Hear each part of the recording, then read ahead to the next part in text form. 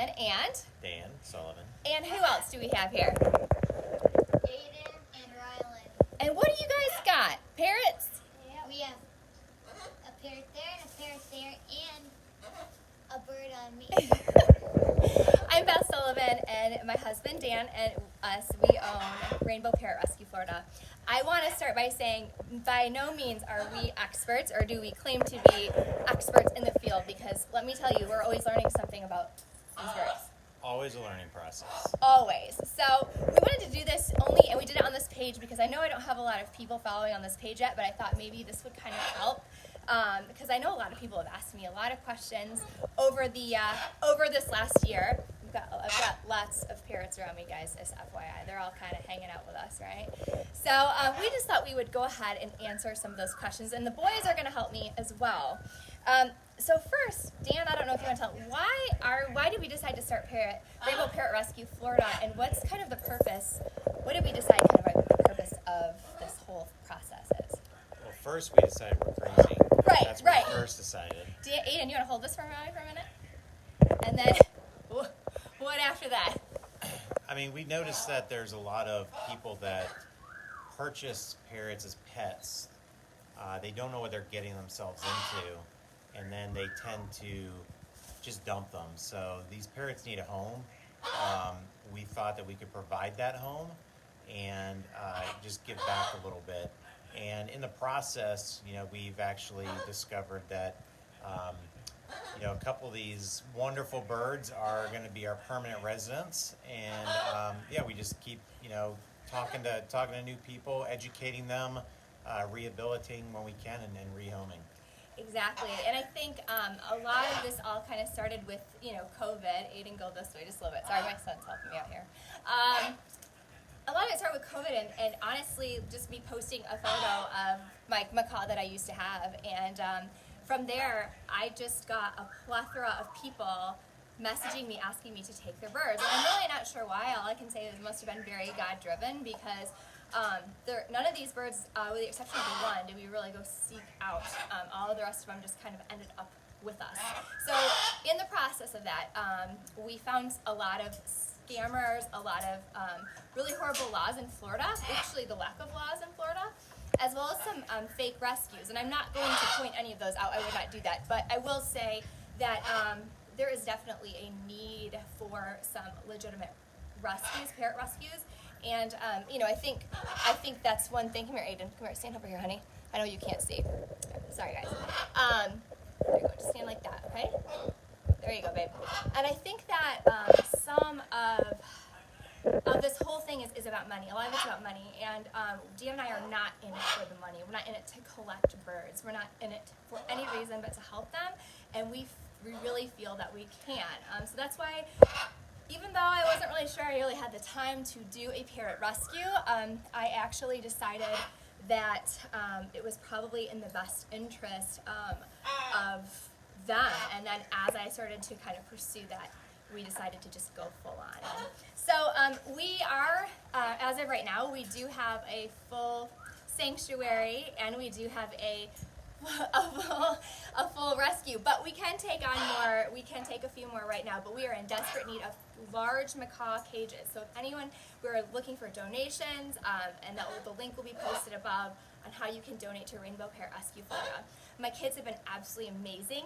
If it wasn't for my kids and my husband, there's no way I could clean that many cages every day and still do my other jobs. So it's truth that the boys have a lot to do with this.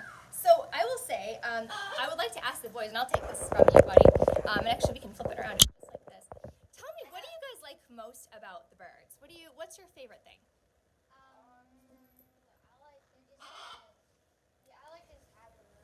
You're good you've learned a lot, haven't you? I like holding them. The boys have been absolutely insane at how good they've been with all of them, and I think Dan and I are really lucky in that respect. And also, they are going to Florida virtual, so they're home with us as well, right? Right, Kira? Right, Mally? Yes. So I will say that that's definitely been one of the things that Dan and I have been really blessed to have.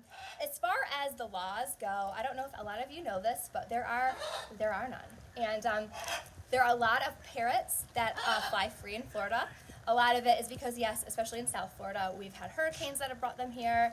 One hurricane in particular actually just totally destroyed a parrot rescue.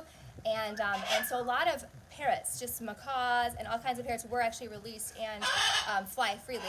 And they are not protected, correct? Correct, yeah. Florida Fish and Wildlife does not recognize them as a protected species because they are not native. So the problem is that a lot of people, and I say poach, but poaching is an illegal term, right? But people actually go on and poach macaw eggs and other parrot eggs on YouTube. They'll do it because it's not against the law. And then they will take those and they will hatch those eggs. They will incorrectly hand feed those babies and give them what's called scissor beak, which is one of our parrots has that. They'll sell these birds for thousands of dollars, and it will end up causing a lot of damage to the bird in the long run. And it's been a huge problem here, but nobody wants to recognize it because they're not a native species. So people are selling these birds for a lot of money, and it's really disgusting because a lot of them are just taken out of eggs in trees in Florida, straight up, and it's pretty sad.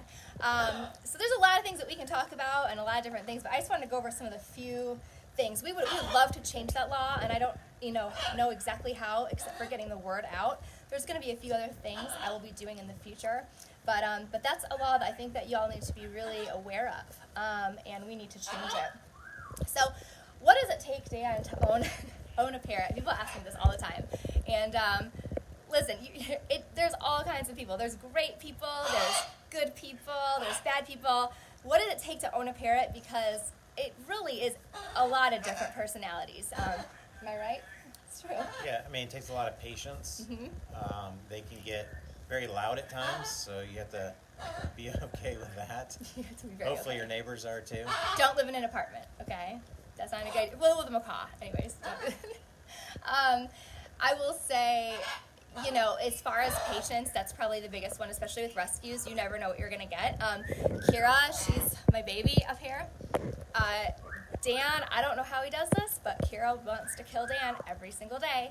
And every single day, Dan re-wins her over. It takes patience, literally starting over every single day with her. Yep, every day. Every I love that. He does it, and she's beautiful. Little Malibu over there. She's so crazy. So yes, and I definitely would say a macaw is not a first-time parrot for first-time parrot owner. Period. If you want a macaw and you've never had one,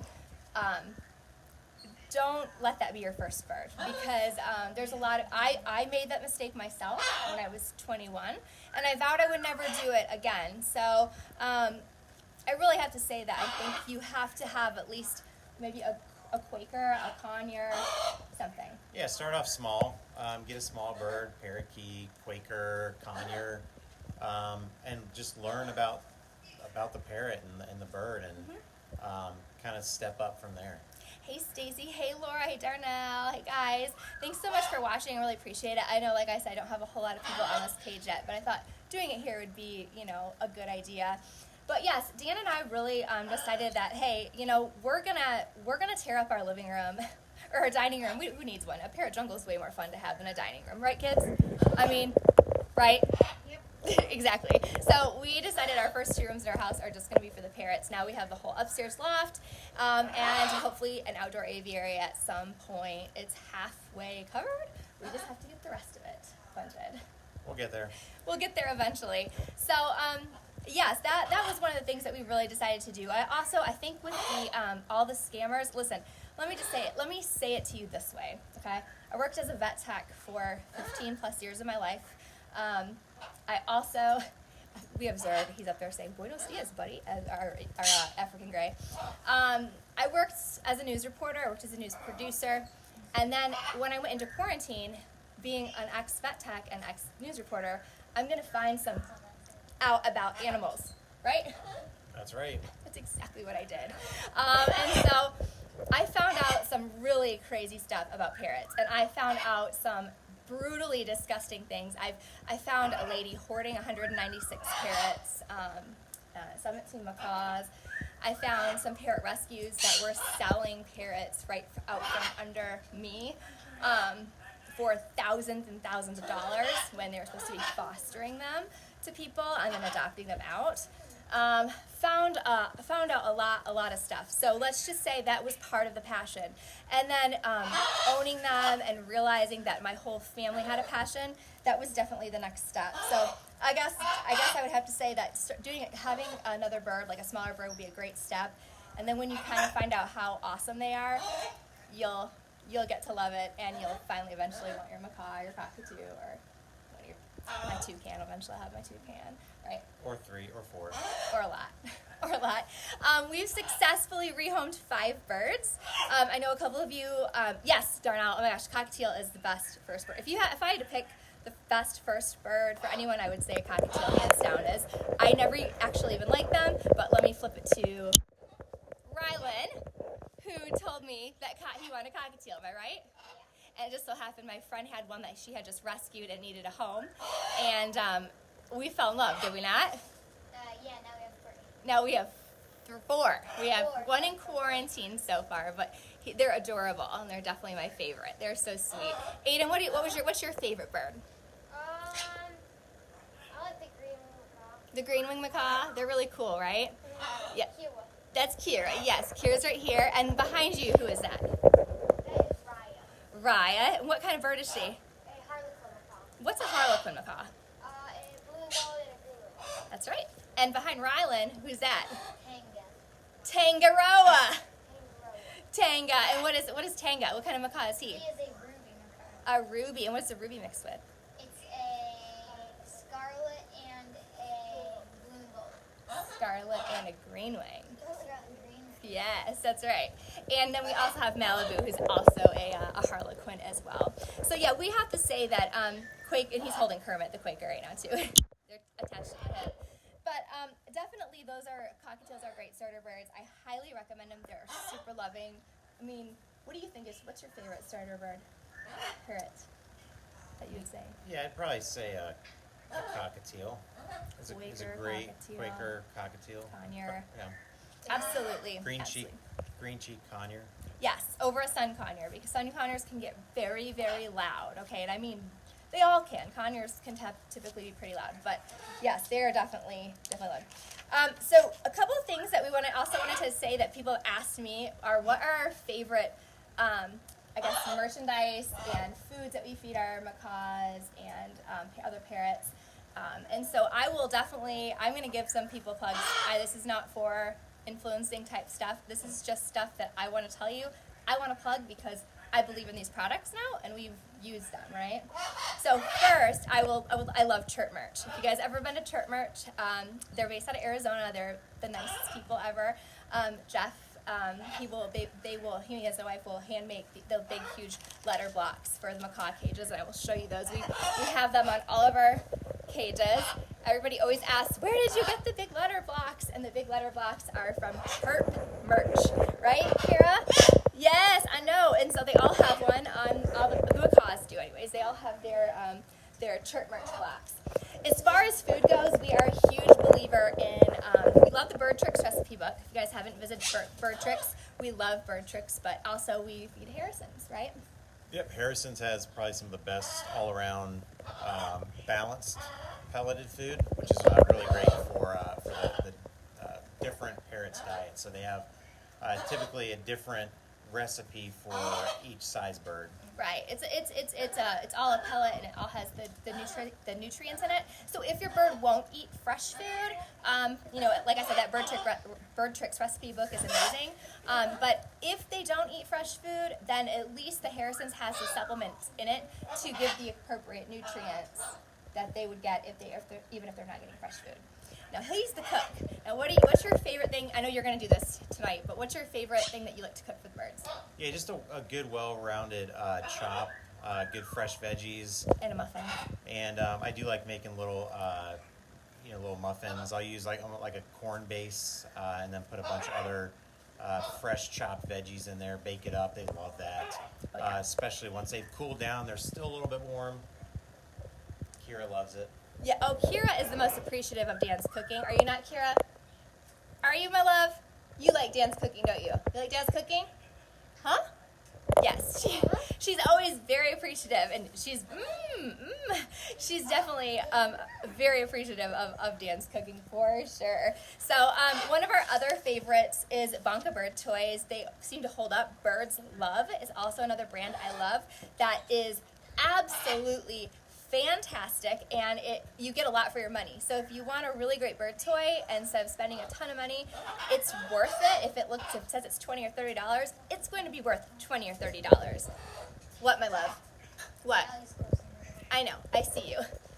I see you. All right, another thing that I love, and some people don't like these, okay, but I will tell you, they work great. The Tidy Seed, the little containers for their food dishes, and I'll show you an example.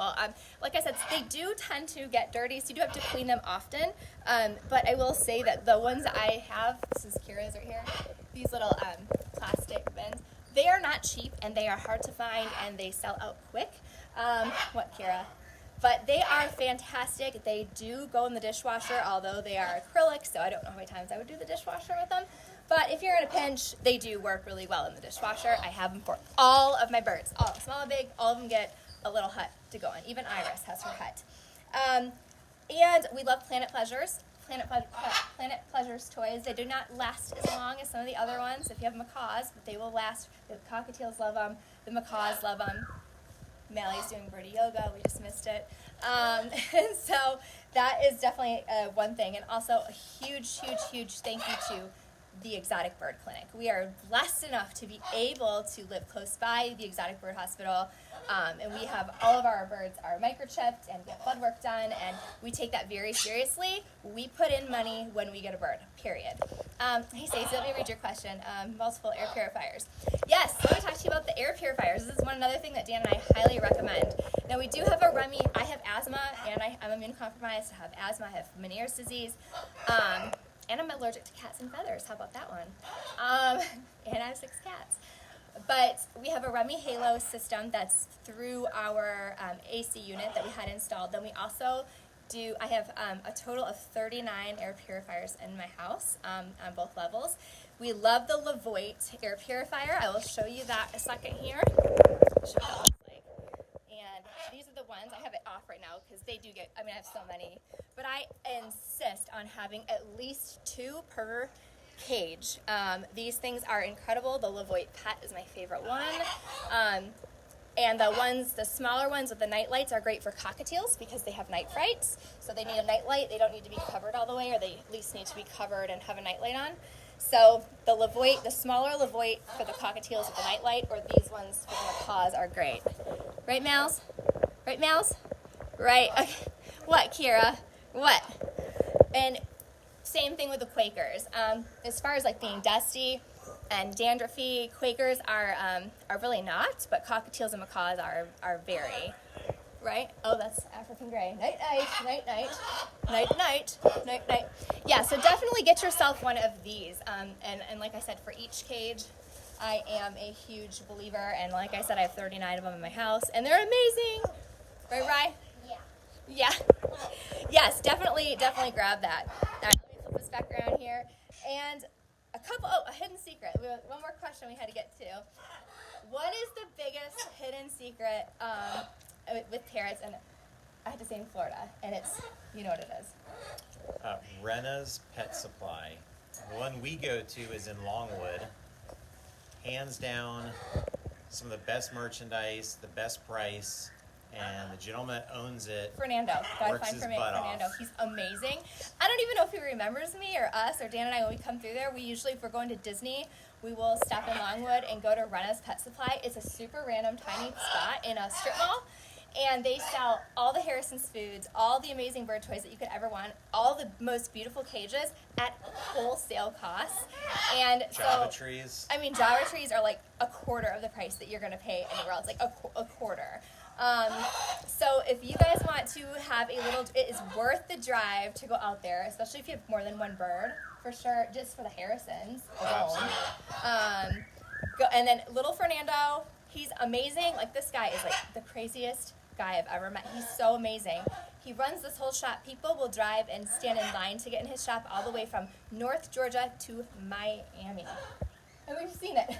Oh, yeah. The line will go out the door, and he has like Quakers and Amazon babies behind the desk, and he's like trimming beaks and trimming nails, and he's doing this and doing that, and he's selling cages, and he's doing it all himself, and he has like one assistant that usually just is maybe ringing someone up, maybe, and he does everything else by himself, doesn't he? So definitely check out Rena's Pet Supply. They have a Facebook page, but it's never up to date. You just have to go there and trust me, and it's the best, craziest little drive and most fun experience ever. So I think that's what we were going to go over this time. We have a lot of other topics that we can talk about, but I think as long as you guys know, we are going to do this in a very legit way. Like, we are very much in it for the love of the parrots. And you, before I let you two go, Dan and I, you guys say goodbye a second. Dan and I are going to finish this up, but the boys have been awesome, and you guys are a major help, aren't you? All right, you guys go put Kermit away. Dan and I are going to finish. And so yes, definitely, we just wanted to go just to let you guys know that we're in this for, we love what we do. We're not in it for money. We've lost money doing this, but we do hope to get funding, and that's why we're working on my 501c3 now. I have everything that's legitimate to have a parrot rescue. I have a nonprofit status. I have the business name. I've purchased all of that, but 501c3 takes time, a lot of time. To do it right. To do it right. I do not need a 501c3 to be a parrot rescue. However, I find the lack of it, I know it's a big pain in the butt, everybody's told me that, but I find the lack of it really drives me to wanting to do it even more. And so I think that's what is coming. But we are absolutely taking donations. We need cages. Please, please, please, we need cages. Big cages, like big macaw cages. Even some little ones we could probably use as well, would you say? Yeah, I mean, any size, shape, as long as they're in, halfway decent condition. No rust. We're not taking anybody's trash. No rust, okay? Rust is really dangerous. We did a whole cage. We redid our double macaw cage, Rust-Oleum. It took forever, and I do not have that kind of time anymore. Oh my God, it was amazing, but no, I can't do it. But we definitely need funding, and we need, so we can continue to do this for the parrots. We will be rehoming. We will be fostering. I do not have any right now, because every bird that we take in, it's a process before we even consider any kind of fostering or rehoming, because we're going to make sure they're microchipped and blood work is done, and they've gone and had their DNA sexing done. And so you guys write in, tell us a lot of topics. We're going to cover all kinds of stuff, but this is kind of an introduction as to what we do and who we are here in Jackson, Florida. So be sure to like our page, Rainbow Parrot Rescue Florida. And it was an inspiration. I think God's promise was that He was going to protect all of the people and the creatures of the world, and we feel like that's part of our obligation as well. So that's where Rainbow came from, right? That's what you tell me. All right, y'all. Have a wonderful, wonderful day, and be blessed. And goodbye from myself, Dan, and all of the Rainbow Parrot Rescue clan. We got a big clan, right, Kara? All right. I love y'all. Bye.